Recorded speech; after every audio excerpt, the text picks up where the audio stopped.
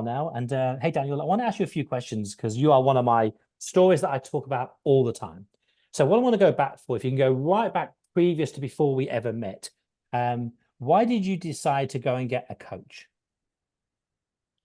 Well, the pandemic was just kicking off, and I was already working with a business coach at the time, and they'd gone on holiday as the pandemic kicked off and weren't available at all. And I heard a podcast with you, Richard, talking, and you mentioned a book, um, Profit Now or something like that, and I thought that was really inspiring. There was a really rich idea that really struck with me, and I thought this guy's on the same level as me. I sort of want a bit of that action, and I suppose the reason I felt I needed a bit of help was I've always loved cutting hair, and when I worked in a salon, I was a very creative hairdresser, but I never had any interest in running a business. And the reason I wanted to open a salon was to just be my own boss and do my own like creative artistic work in a fun way, in my own like unique way. Um, but I gave very little thought to all the nuts and bolts of what goes to making a business stay open and run and tick. Um, so I found myself in this position of owning a business and running a business without a clue as to what I was actually doing. So I thought it was high time that I needed some help.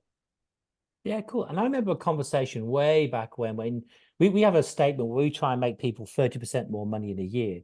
And it's not easy to do for a lot of people. And I'm not sure if you said at the time you didn't believe us. You just give it a go and see what happened. Yeah, well, it was a big investment at the time. The amount of money that um, uh, you were charging, it was scary for me. So I couldn't quite see a way out of where I was at that time, um, a way to something bigger. So it was a huge leap of faith in a way, but I'm really glad that I took it. And I think that year you grew by 100%. Yeah, we doubled the business and then damn near doubled it the year after as well. Um, and now, well, now I'm not going to be doubling it again, but we're still growing. And despite all this year having had a lot of challenges and staff leaving, things are kind of staying the same. And I can unequivocally say that the business would not be open had I not been working with you. Oh, that's great. Thank you for that. And for us, like you said something which I think is really important because I take the same leap of faith when I get a coach. I sit there and they ask for a lot of money, and you think like really, like really, and you said the same thing. It is a leap of faith. And the one thing I wanted to, especially yourself, so I wanted to dive into this is that we've hit some personal goals for you throughout the last couple of years. You've done some nice things that you wanted to hit, and you've achieved them. What keeps you still going? What makes you go, okay, I've done okay, my business has grown and grown and grown. What makes you now still stay with us and keep growing?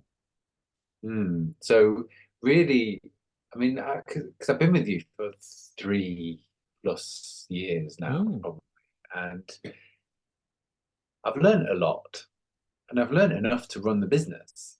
It's great stuff which you teach, but there's only so much stuff that you teach. So really now, I'm not really paying so much for the knowledge. I can, if we have a one-to-one call every single week, without fail, and sometimes I even can do the call with myself. I kind of have a good idea about what we're going to be talking about and which direction it's going to go. But that's the people who come and leave after 6 months or a year are missing the point, really. What I'm paying for now is the accountability um, of having somebody there who understands me and the business and my industry, obviously.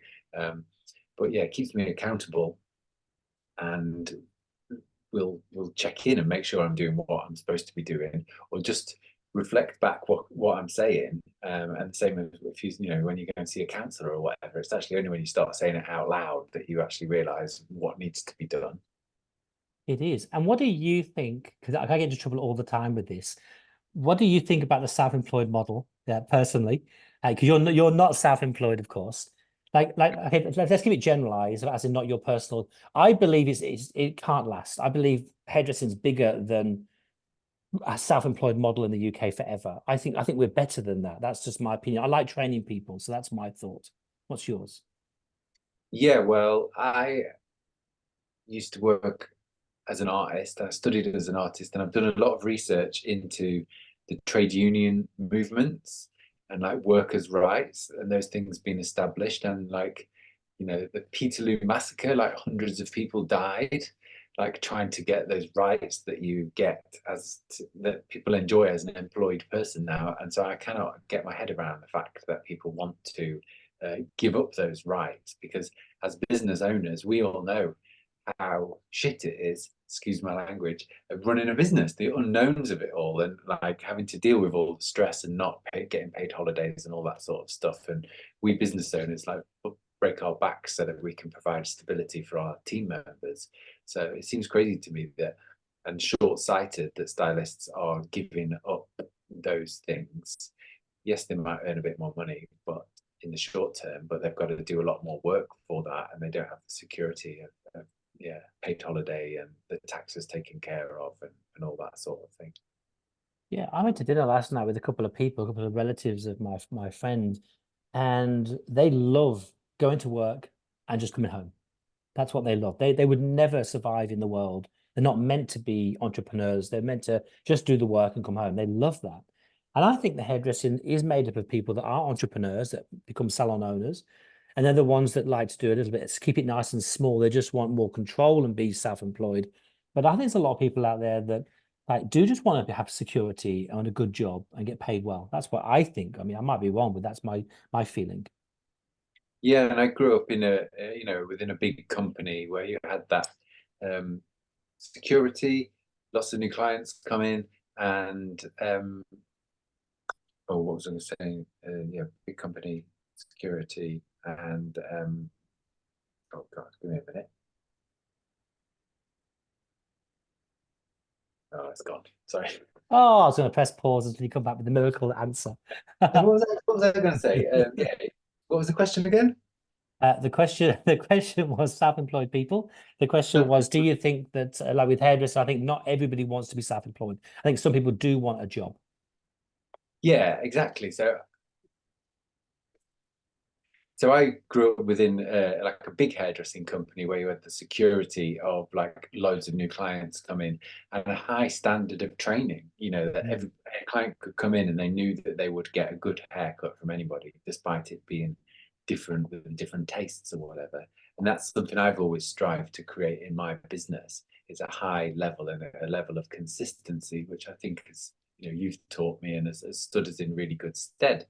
And how are you going to get that with a salon full of self-employed people when you can't sort of give them the start times, and who's going to be training the next generation of hairdressers and passing on our skills as well? I agree, totally. I know. Thanks, Daniel. Great chatting. Hopefully, gives enough people out there just to make them feel good because I find that when I was a salon owner, it's lonely. It is hard at times. You go through situations where you're flying and you think you're invincible, but then you go through times where it's really quite hard and you feel like you're knocking your head against a brick wall for weeks on end sometimes. So it's nice out there to find communities that's real and true. And I get as much when I coach people, I get as much out of it as the people that come to me for coaching, believe it or not. It energizes me. So again, thank you for your time. Well, you've also done a very good job of uh, choosing a group of people that are very like supportive and get on very well. So yeah, the calls with you, which are great, but also like the community within the group is actually very helpful as well. So It thank is. you. Thank you.